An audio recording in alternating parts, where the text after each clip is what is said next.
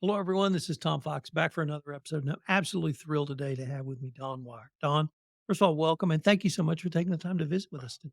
Thank you for the opportunity. I really appreciate it. Some of our listeners may remember you from as one of the Magnificent Seven, Mhm. but we're here today to focus on you and your work. Okay. So, could you start off by telling us a little bit about how you became so passionate about art? I think I told you before, I can't ever remember a time when I didn't create. I can't not create. From age 5, I can remember my folks telling a story of my jumping up on a picnic table at a community picnic and singing "You Are My Sunshine" for the crowd. I just can't imagine not doing it. And I've always drawn. I've always found some sort of venue to create, whatever that is. Yeah, I don't know that I ever really thought about it. I just did it. So, you did have one event in your life that seemed to crystallize a lot of your work going forward Mhm, when you got sick and your mom told you you had to create. mhm. Could you tell us about that? Oh, goodness, that was back in 2009, and we owned a little Christian bookstore, and I became very weak, very ill. We went to multiple doctors and couldn't figure out what was wrong.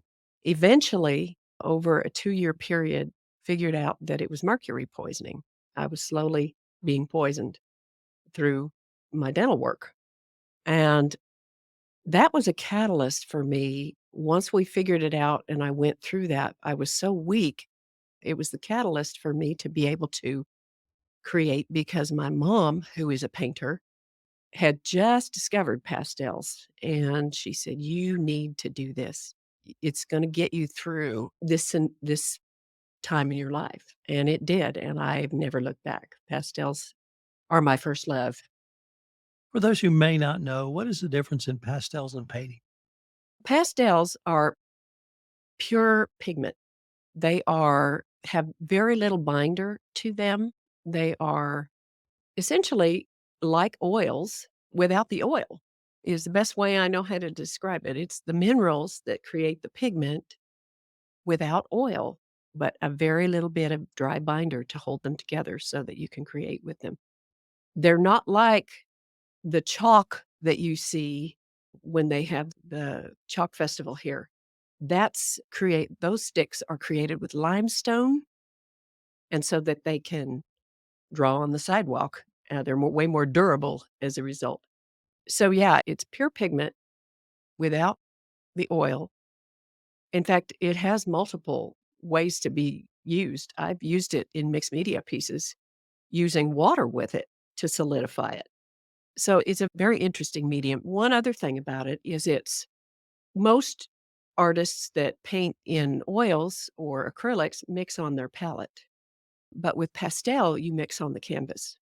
It's not coloring between the lines. You're actually mixing the pigments on the canvas.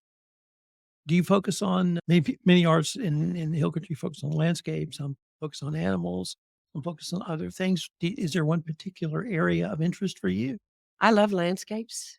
I didn't used to love landscapes. That was something that I wasn't sure about. I have always loved still life.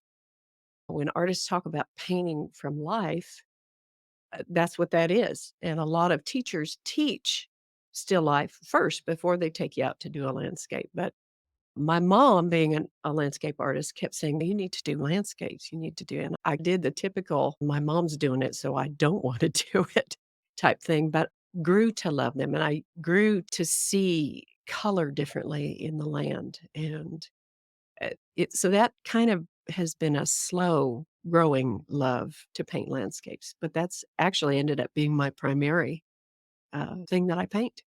How did you get to the Hill Country? Oh, via Waco, Texas. We closed our little bookstore in 2015, and at that time, we're older folks, and, our son graduated from high school. It was just a life change, and we wanted to move south somewhere, and we ended up in Hewitt, just outside of Waco, and, my husband worked at Baylor University at the bookstore there and ran the stadium shops, and then things slowed down with COVID after that. So, yeah, that's how we ended up in Texas, and we were there for 4 years before coming to the Hill Country. How did you get involved with the Magnificent Seven? They invited me late. They had plans to do the show, and I don't know who the other artist was supposed to do it, but for some reason couldn't, and so they asked me at the last minute if I had enough pieces to be able to do it, and I was able to do it, and I'm so grateful for the opportunity because it really spurred things on for me. The current show that I'm in was in the works, and I had to back off from working on it to pull it together for the Magnificent Seven, but it was just really a blessing to be able to work with those women. Neat ladies. So that really leads into the topic I wanted to explore next, is you have a current show Yes. at the Kerrville Arts Center Mhm. with Cindy Payton. Could you tell us about the current show? The current show decided to call Hill Country Horizons, and the reason is both of us are brand new to the area. We came here about the same time, and we started talking about all the wonderful aspects of the Hill Country, the rolling hills and the beautiful Texas has beautiful sunsets all over and sunrises, but the cattle and the just it's just so beautiful here, the Guadalupe River, and we said, "Let's do a show that surrounds all those things, our impressions of the Hill Country."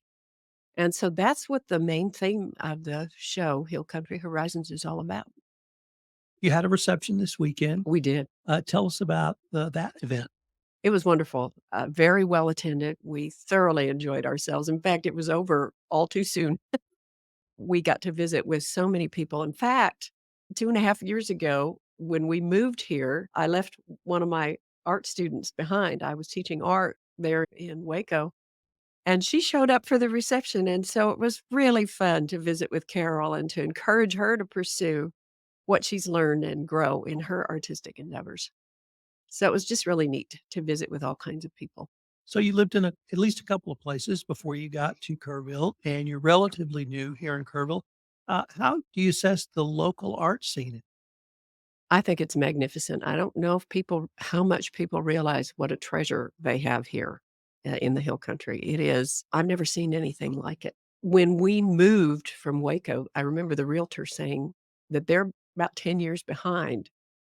And I went, okay, this is one of the reasons we're moving to the Hill Country because there's just everything here. It's not just the fine art scene with the Western Art Museum and the HC, the Cultural Center.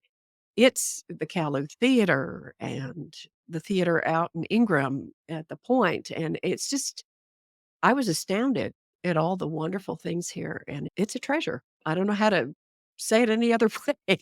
Lots of outlet for creativity. Yes, definitely. So what would you say to the young girl, to the teenager who's thinking about art, who's maybe not had formal training yet? How do you encourage them? To just do it. That seems like it's awfully simple to say that, but it's never too late, no matter what age you are. It's if they have any kind of interest, they should just move forward and find their people. I think finding your people is very key to moving forward. You need your group of people to encourage you to be your second eye. Find teachers that will teach you, whether that's privately or through school, however that looks, do it. You shared with me a little bit earlier, there's a Magnificent Seven 2024. Yes, there is in September. Could tell us a little bit about that? We're all trying to figure out what it is we're going to paint. And some of us are a little further at it than others, but we are definitely looking forward. We had such a good time with that show, and we're really looking forward to ride again, as the girls keep saying. So the Magnificent Seven are gonna ride again. Unfortunately, we're near the end of our time for this episode, but before we leave, if our listeners wanted any more information on yourself, you have a website, you have a Facebook page, do you have an Instagram account, do you have someplace they can go to see your work? I just started Instagram this week at Cindy's prompting, but I do have a website. It's dawnweyerfineart.com.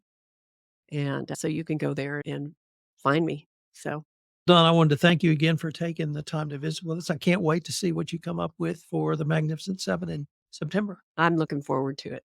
Thank you so much. And one can I say one Sure. more thing? The Hill Country Horizon Show runs through March 2nd.